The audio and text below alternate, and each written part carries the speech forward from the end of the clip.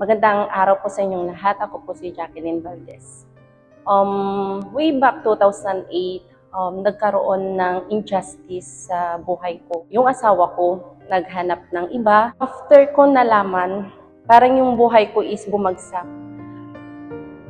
Kasi before nun, binigay ko yung buhay ko sa asawa ko, naging sentro yung buhay ko sa kanya. So after ng nalaman ko at nakita ko na niloko ako ng asawa ko, hindi ko alam kung ano yung dapat maramdaman kasi sobrang naging masyado akong emotional, hindi ko alam kung paano o sana ako mag-uumpisa. Kasi sobrang sakit yung naramdaman ko that time. Nagkaroon ako ng galit sa sarili ko, sa asawa ko, matinding galit sa family ko at sa family niya. Kasi nung nalaman ko, huminga ako ng tulong. Kasi ang alam ko noon is matutulungan nila ako para maayos yung marriage ko. Pero nabigo ako.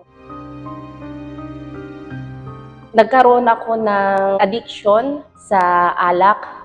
Kasi yun lang yung alam ko na magiging solusyon sa mga problema ko. Yun yung ginawa ko na para matakpan yung tunay na nararamdaman ko. Nakipagrelasyon ako sa iba na akala ko is magiging masaya ako. Kasi ang isip ko noon is ginawa niya, so magagawa ko rin. So ginagawa ko na para maging masaya lang ako. Pero sa kaloob-looban ko, nandun yung sakit, nandun yung parang yung gusto ko nang magpakamatay. Kasi hindi ko kaya na kung paano ko pa susolusyonan yung problema na yun. Maraming taon na nangyari kasi naghiwalay kami ng 6 years. Pumunta ako sa ibang bansa. Ang akala ko ay ito yung kasagutan para takasan yung mga problema ko. But nagkamali ako kasi 3 years ako sa ibang bansa na nagdurusa ako kasi hindi ako makatulog. Nagkaroon ako ng depression. Lahat ng spiritual na problema ay naranasan ko. So hindi ako masaya. Kahit na humanap ulit ako ng ibang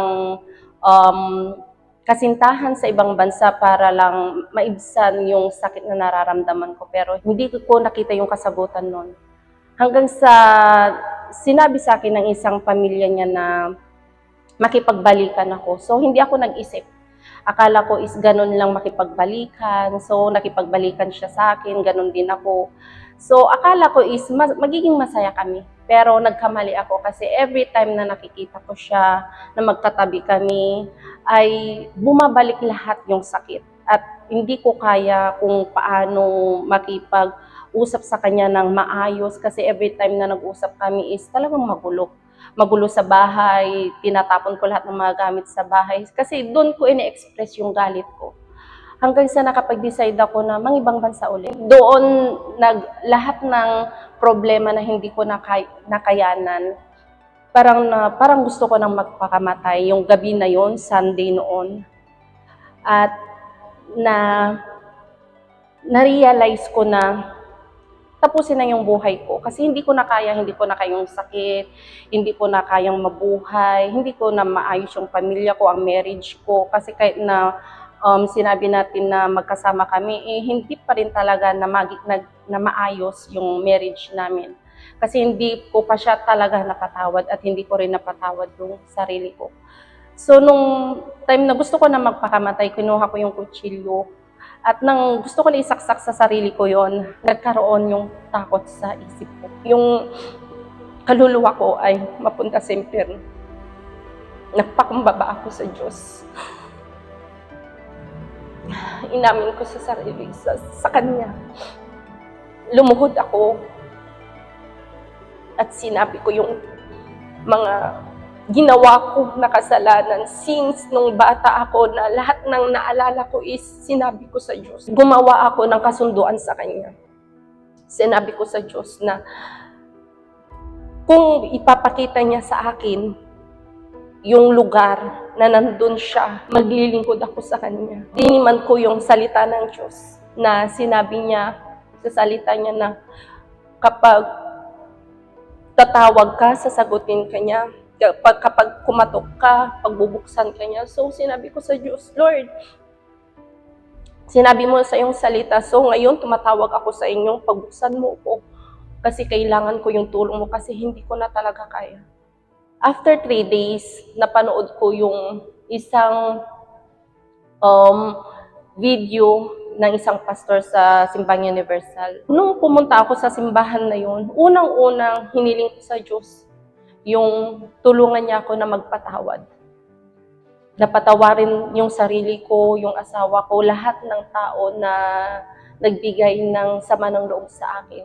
After ng service na yan, hindi ko makalimutan na humingi ako ng tawad sa asawa ko, lahat ng tao na nagbigay ng sama ng loob sa akin, kinausap ko. So inayos ko yung sarili ko sa Diyos, nagpakatotoo ako. Hanggang sa natanggap ko yung kapatawaran ng Diyos at nakilala ko yung Campaign of Israel. Natutunan ko sa simbahan kung ano yung Holy Spirit. Gumawa ako ng mga sacrifices, natutunan ko doon kung paano mag-fasting. So ginawa ko yon, nag-fast ako at nagbigay ako ng sakripisyo na hindi kayang gawin ng isang tao na hindi naniniwala. Hindi ako binigo ng Diyos dahil ibinigay niya sa akin yung espiritu niya. Hindi nagtagal sa Simbang Universal na nag-a-attend ako na nakita ko yung kadakilaan ng Diyos sa buhay ko. Gumawa siya ng yung injustice sa buhay ko noon ay ngayon ay ginawa niyang hustisya sa buhay ko. Natanggap ko yung espiritu niya. Naging maayos ako sa sarili ko. Naging maayos yung relationship namin. Nandito na rin yung sa church, yung asawa ko na same faith. At naging maayos na rin yung family ko na noon ay ini-imagine ko lang pero ngayon is nangyayari na. Kaya yung Panginoong Diyos ay sobrang napakadakila. Hindi natin ma-imagine kung ano yung kaya niyang gawin. Basta yung faith natin ay dun lang sa salita niya.